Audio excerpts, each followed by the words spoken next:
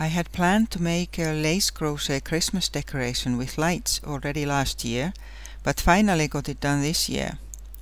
Here I am explaining about the general making of the house, but this is not a pattern.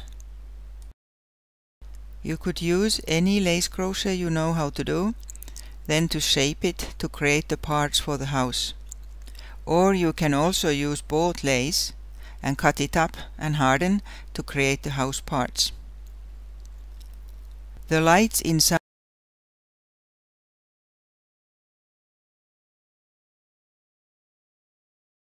here you see the sizes of the different parts of the house.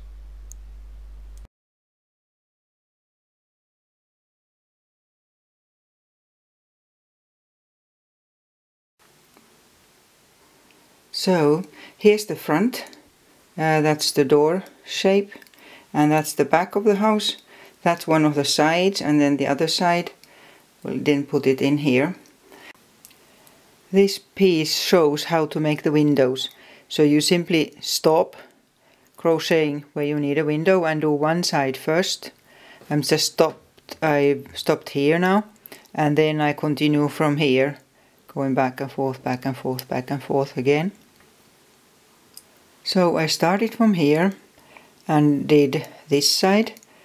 And then chained enough so that when I join this in here, it will be the right shape. So I'll join that there and cut the thread and then continue from here to do the rest. This one I first made one side, then another side like this, and then the third side, and then continued here to get to the top. Okay, so now I'm like here, and then what I'll do, I'll use slip stitches to here, and then I continue to make one row like that, and then another one just to make that shape for the roof.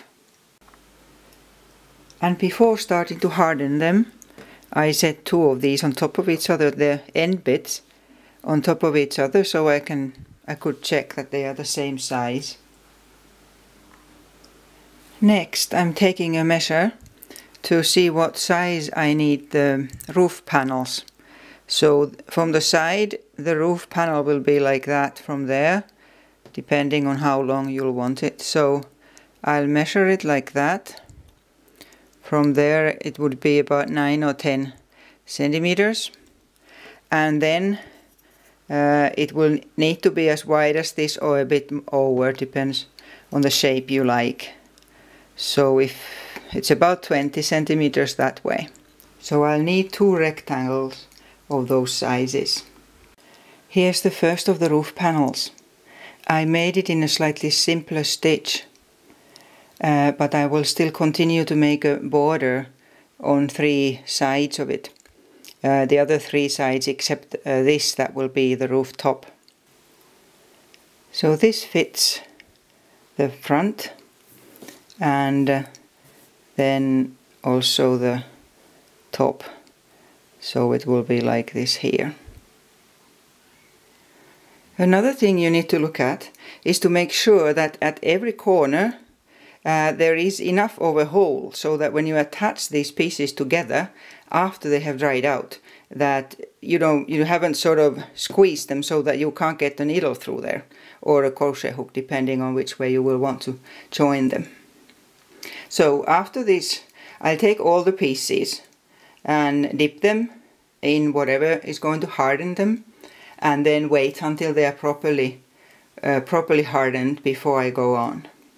These are now, they are not hardening yet. I just set them out so that they are the right shape before I dip them in either in glue, with 50-50 white glue and water, or else 50-50 sugar and water. If you use glue, then you don't need to heat the water. Better that you don't heat the water. But if you melt sugar into water, then sort of bring them to boil very, very quickly. So with these I have measured that they are the right, okay, this has actually needs to be stretched a bit. Fortunately, you can stretch them a little bit if they are not exactly right before letting the glue dry, and sort of fix them, make them sure that they are the same size everywhere. Here I have started sewing them together. At first I wasn't sure if I would crochet them or sew them or what, but I decided to make the joins as invisible as possible. The join doesn't really show at all on the outside. It's not very tidy on the inside, but that doesn't matter. So I pass the thread from one side to the other, like that, and then back again. There. I stitched the roof panels together loosely so that it moves easily. The roof is just set on the house, it's not attached. That way you can easily get the lights inside it.